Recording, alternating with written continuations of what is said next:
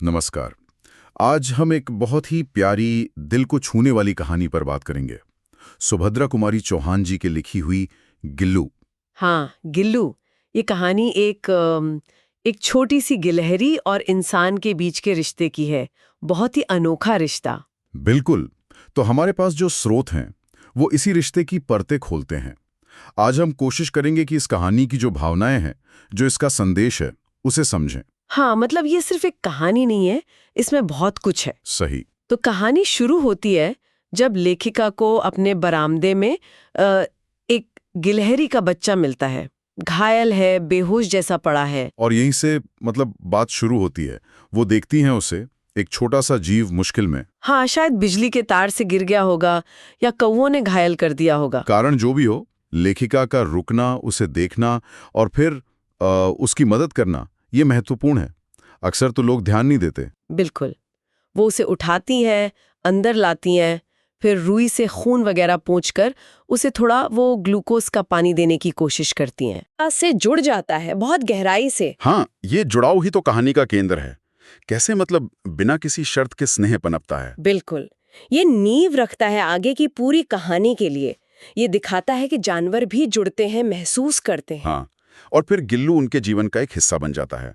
जैसे वो खिड़की की जाली पर एक फूलों की डलियां टंगी थी ना, हाँ हाँ। वही उसका घर बन गया। अच्छा, उसी में रहता था वो। हाँ, और जब लेखिका कुछ लिखती या पढ़ती तो उनका ध्यान खींचने के लिए पैर तक आता, फिर सर्र से पर्दे पर चढ़ जाता।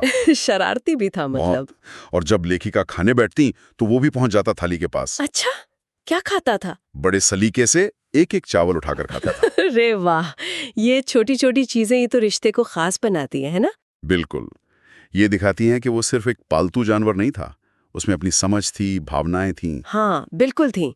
जैसे कहानी में बताया है, उसे काजू बहुत पसंद थे। हाँ। अगर कुछ दिन काजू ना मिले तो वो दूसरी चीजें भी कम कर देता था खाना। अपनी पसंद जाहिर करता था। सही बात है। और वो मौसम के हिसाब से भी एडजस्ट करता था। हाँ, गर्मियों में बाहर रखी सुराही से चिपक कर सोता था। हाँ, ठंडक के लिए। हाँ। और सर्दियों में? सर्दियों में लेखिका के पास, हीटर के नजदीक, या कभी कभी उनकी शॉल में घुस जाता था। उसे पता था कि आराम और सुरक्षा कहाँ मिलेगी। हाँ, वो लेखिका पर कितना निर्भर था और जुड़ा हुआ था। हाँ। और एक और बात याद है, जब लेखिका अस्पताल में थी कुछ दिन के लिए, हाँ हाँ, तब गिल्लू ने काजू खाना कम कर दिया था, या शायद बिल्कुल बंद कर दिया था। बिल्कुल। और जब लेखिका लौटी तो उन्हें उसके झूले में बहुत सारे काजू मिले। उसने खाए ही नहीं थे।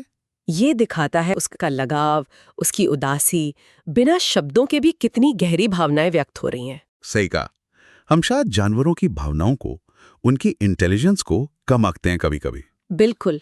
गिल्लू का पूरा व्यवहार यही दिखाता है। वो सिर्फ स्नेह लेता नहीं था, देता भी था। लेखिका के लिए भी वो एक साथी जैसा बन गया था। एक दोस्त, शायद एक बच्चे जैसा। हाँ, शायद, जिसने उनके अकेलेपन को थोड़ा कम किया होगा। पर कहानी का अंत तो दुखद है। जीवन का सच है वो। गिलहरियों की उम्र ज्यादा नहीं होती, 2 साल के करीब। हाँ, तो गिल्लू का भी समय आ गया। वो बीमार पड़ गया। उसने खाना पीना छोड़ दिया। लेखिका ने बहुत कोशिश की, हीटर जलाया, उसे गर्मी देने की कोशिश की, पर प्रकृति का नियम तो अटल है। वो क्षण बहुत मार्मिक है जब वो अपने आखिरी पलों में लेखिका की वही उंगली पकड़ता है। हाँ, जिसे पकड़कर वो बचपन में उनके पास आया था। ये जैसे एक पूरा जीवन चक्र दिखाता है, उनके रिश्ते की गहराई। और फिर एक सुबह वो शांत हो गया। लेखिका ने उसे फिर सोनजूही की लता के नीचे दफना दिया। हाँ, क्योंकि उसे वो लता बहुत पसंद थी और शायद लेखिका को ये विश्वास था कि वो किसी दिन उसी लता पर पीले फूल के रूप में खिलेगा। एक बहुत ही काव्यात्मक विदाई थी ये। बिल्कुल, स्नेह से भरी हुई, और वो यादें रह गईं। हाँ, आज भी वो पेड़ देखकर लेखिका को गिल्लू की याद आती है। और यही यादें कहानी का सार हैं। सुभद्रा जी ने दिखाया है कि प्यार, करुणा ये सिर्फ इंसानों तक सीमित नहीं है। सही बात। जानवर भी इसे समझते हैं, महसूस करते हैं और इसका जवाब भी देते हैं। एक छोटा सा जीव भी जीवन में कितनी खुशी और कितना अर्थ भर सकता है। तो इस कहानी से हम क्या सीख सकते हैं?